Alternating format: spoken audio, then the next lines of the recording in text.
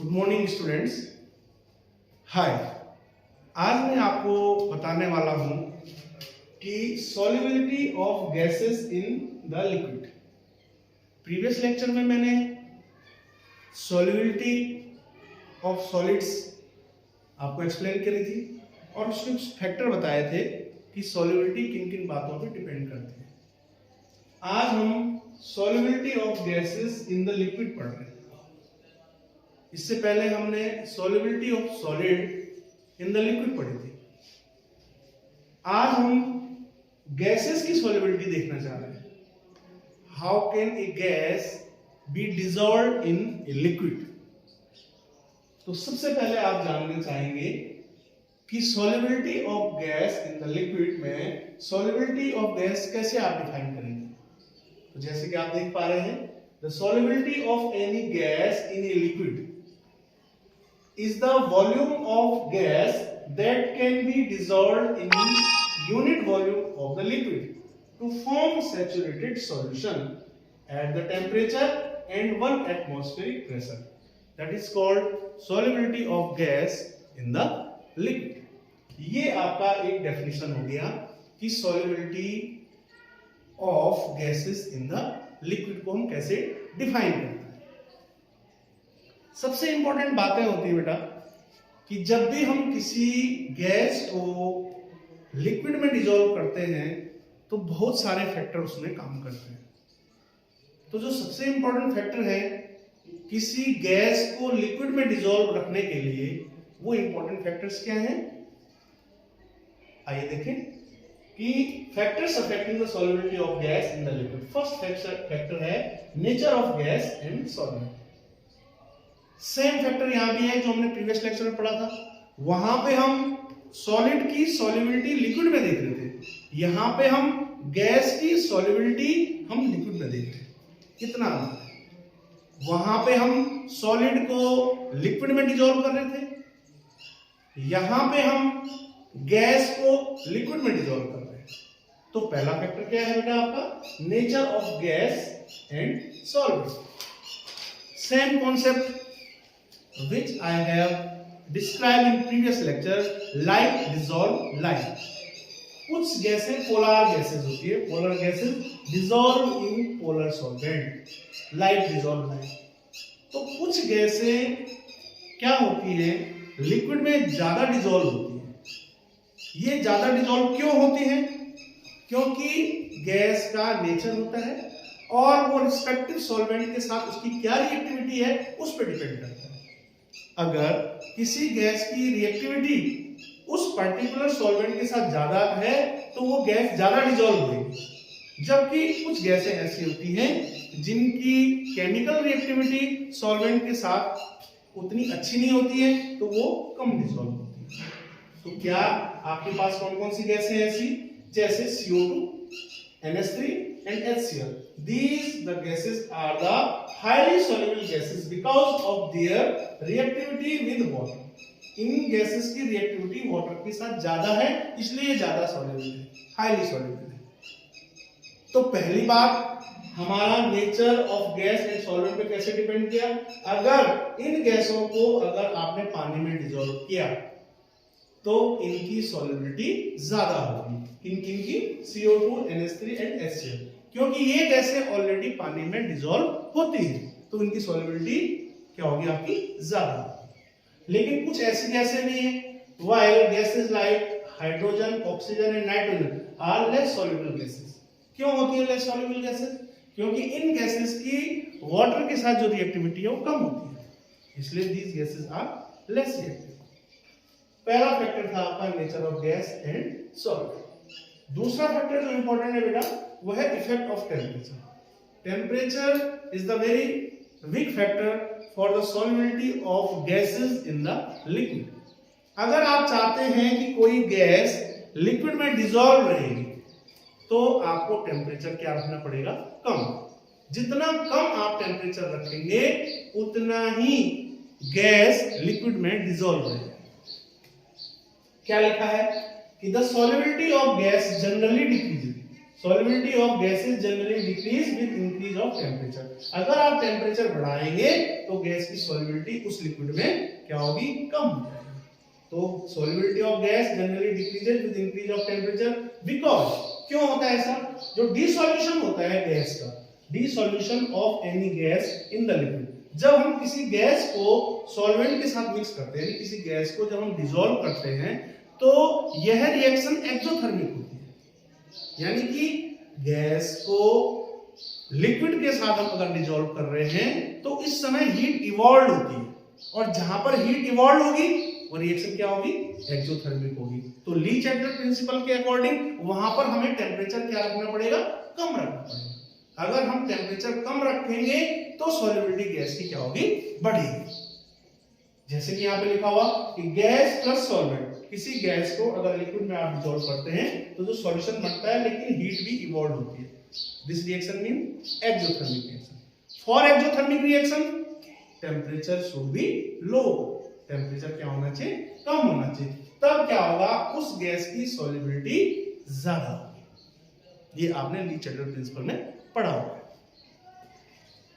दो फैक्टर आपने देखे, नेचर ऑफ गैस और दूसरा फैक्टर था इफेक्ट ऑफ टेम्परेचर.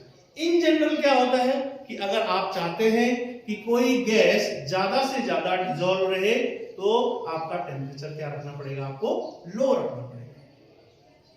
अगर आप टेम्परेचर बढ़ाते हो तो solubility of gases in liquid क्या हो जाएगी, आपकी डिक्रीज हो जाएगी. ये फैक्टर आप बहुत इंपॉर्टेंट समझिए. तीसरा जो फैक्टर है बेटा कि पहला nature of gas and solvent, दूसरा इफेक्ट ऑफ प्रेशर. तीसरा जो फैक्टर है वो कहलाता है आपका effect of pressure. This factor is very very important and based on a law that is called Henry's law.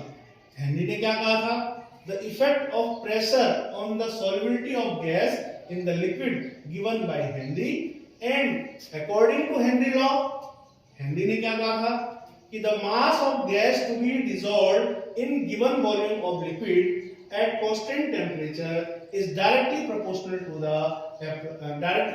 to the pressure applied on the gas. यानी कि अगर आप चाहते हो कि ज्यादा से ज्यादा अमाउंट ऑफ गैस डिसॉल्व रहे तो आपको प्रेशर क्या करना पड़ेगा, ज्यादा अप्लाई करना पड़ेगा. What is M? M is nothing but the amount of gas to be dissolve. उस गैस की अमाउंट है जिसको आप डिसॉल्व कर रहे हो. तो amount of gas to be dissolve maximum कब होगी, जब आप प्रेशर ज्यादा अप्लाई करेंगे. अगर ये टर्म ज्यादा होगी तो ये भी ज्यादा होगा. यानी कि जितना ज्यादा प्रेशर आप लगाओगे गैस उतनी ज्यादा क्या रहेगी, डिसॉल्व रहेगी.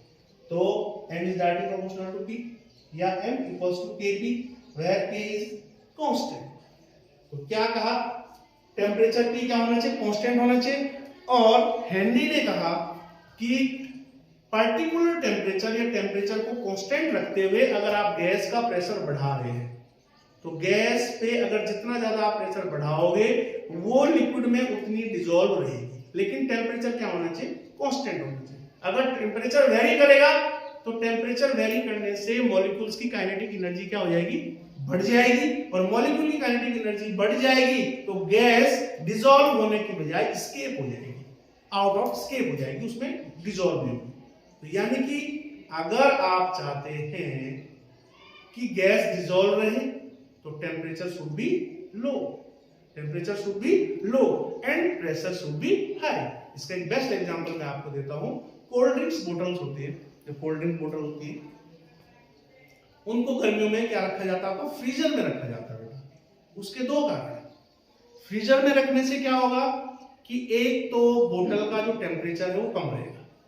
तो हेनरी लॉ भी यही कहता है कि टेम्परेचर कम रखो या कांस्टेंट रखो, और उसके अंदर जो गैस प्रेशर के साथ डाली गई है वो उसके साथ क्या रहेगी, डिसॉल्व रहेगी. जैसे ही आप ढक्कन खोलते हैं कोल्ड ड्रिंक बोतल का तो बॉक्स की आवाज आती है. वो आवाज क्या है, इतना ज्यादा प्रेशर उसके अंदर है. तो कोल्ड ड्रिंक्स बोतल, सॉफ्ट ड्रिंक बोतल में जो गैस डिसॉल्व रहती है सॉफ्ट ड्रिंक के साथ या कोल्ड ड्रिंक के साथ, that is the application of Henry law. Henry law के अकॉर्डिंग वो उसमें डिसॉल्व होती है. तो क्या कहा था हेनरी ने? हेनरी ने कहा था according to this law the mass of gas to be dissolved in given volume of liquid at constant temperature is directly proportional to the pressure applied on the gas. M is directly proportional to P, M equals to Kp, where K is constant. ये सबसे important factor था, लेकिन यहाँ पे हमने mass of gas dissolve लिया था। इसका दूसरा फैक्टर क्या है कि expressing the solubility in terms of mole fraction, हम सॉल्युबिलिटी को मोल फ्रैक्शन के टर्म में भी लिख सकते हैं। What is mole fraction? कोई गैस ए ली हमने और उसका मोल फ्रैक्शन क्या ले लिया हमने? ए, तो उसका मोल फ्रैक्शन ले लिया XA, तो XA is equals to K dash PA, PA equals to 1 upon K dash into में XA, और 1 अपॉन K डैश किसके बराबर होता है? हेनरी कांस्टेंट के बराबर होता है, तो PA इक्वल्स टू क्या हो जाएगा? XA। अगर आप किसी गैस का मोल फ्रैक्शन ले रहे हो तो उस गैस का प्रेशर ना लेकर के आप क्या लोगे? पार्शियल प्रेशर लोगे। क्या लोगे? Partial pressure. तो इस इक्वेशन के अकॉर्डिंग क्या डेफिनेशन बनी? The partial pressure of any gas, the partial pressure of any gas is directly proportional to mole fraction of that gas at particular temperature, where KH क्या है? Henry constant. तो ये Henry law का बड़ा brief सा आपको मैंने एक उदाहरण दिया। दूसरा यहाँ पे मैं एक चीज और बताना चाहता हूँ, जैसे टेम्परेचर का इफेक्ट दिखाता है यहाँ पे, तो एक ग्राफ हमने प्लॉट किया किस किस के बीच? सॉल्युबिलिटी और टेम्परेचर के बीच। जब हम ग्राफ खींचते हैं तो क्या लिखता है आपको कि solubility of both the gases decreases with increase of temperature. ये कुछ ऐसी गैसें हैं जिनका आप टेम्परेचर बढ़ाएंगे तो सॉल्युबिलिटी क्या होगी आपकी? कम होगी, नीचे की तरफ आएगी। सॉल्युबिलिटी ऊपर की तरफ बढ़ती है, लेकिन टेम्परेचर बढ़ाने पे सॉल्युबिलिटी क्या होती है? कम होती है। ये मैंने यहाँ पे आपको चैप्टर में आपको एक्सप्लेन किया। तो अब आप हेनरी लॉ को अच्छी तरह समझ गए। क्या है हेनरी लॉ का एप्लीकेशन समझ में आ गया कि किसी गैस को अगर आप डिसॉल्व रखना चाहते हैं लिक्विड के अंदर तो आपको टेम्परेचर को कांस्टेंट रखना पड़ेगा, पहली बात, या temperature should be low and pressure should be high. Pressure हमेशा हाई होना चाहिए, क्योंकि हाई प्रेशर से ही क्या होंगी? दोनों के बीच में दोनों एक दूसरे के साथ क्या होंगी? मिक्स होंगी। टेम्परेचर बढ़ाने पे उनकी काइनेटिक एनर्जी बढ़ जाएगी और एस्केप आउट हो जाएगी। क्लियर है? तो Henry law is very very important for examination point of view. तो मैंने आपको बता दिया सिंपल, अगर हेनरी लॉ पूछेगा तो आप इसको लिख सकते हैं। अगर Henry law in terms of mole fraction पूछेगा तो आप इसको लिख सकते हैं, दिस एक्सप्रेशन। क्लियर है? इसी में अगर हम इसमें ग्राफ खींचें किस किस के बीच? हेनरी लॉ का अगर ग्राफ खींचे हम किस किस के बीच? XA एंड PA के बीच अगर हम ग्राफ खींचे तो क्या आएगा? स्ट्रेट लाइन ग्राफ आएगा। क्यों आएगा स्ट्रेट लाइन ग्राफ बेटा? पता ना? क्योंकि मैंने क्या कहा था आपका? किसी गैस का पार्शियल प्रेशर उस गैस के मोल फ्रैक्शन के डायरेक्टली प्रोपोर्शनल होता है। तो अगर ये बढ़ेगा तो ये भी बढ़ेगा, तो ग्राफ क्या आएगा आपका?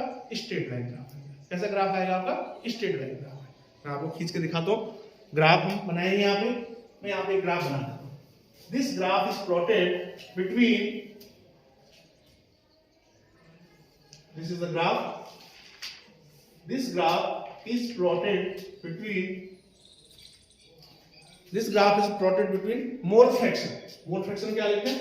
XA और PA ये पार्शियल प्रेशर, दोनों के बीच अगर आप ग्राफ खींचेंगे तो ग्राफ क्या आएगा?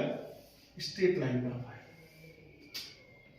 This is straight line graph when solubility in terms of mole fraction, PA is directly proportional to XA। यहाँ पे KH क्या हो जाएगा? कांस्टेंट हो जाएगा। देखो मैं लिखा, यहाँ आपने लिखा था PA equals to KH into में XA लिखा था। अगर KH को क्या मान लें? कांस्टेंट मान लें। KH को क्या मान लें? कांस्टेंट, हेनरी कांस्टेंट मान लें, तो PA बराबर क्या हो जाएगा? XA, या PA is directly proportional to XA। हो गया? तो graph should be straight line, graph should be straight line. और स्लोप क्या हो जाएगा ग्राफ का? Equals to KH। Slope of graph क्या हो जाएगा? स्लोप इक्वल्स टू हो जाएगा आपका KH, हेनरी कांस्टेंट। तो ये आपने देख लिया special case in terms of mole fraction. तो इस पूरे चैप्टर को आप अच्छे से पढ़ेंगे और मेरे नेक्स्ट जो लेक्चर होगा उसमें मैं आपको कुछ और अच्छी बात बताऊंगा। Thank you, have a nice day.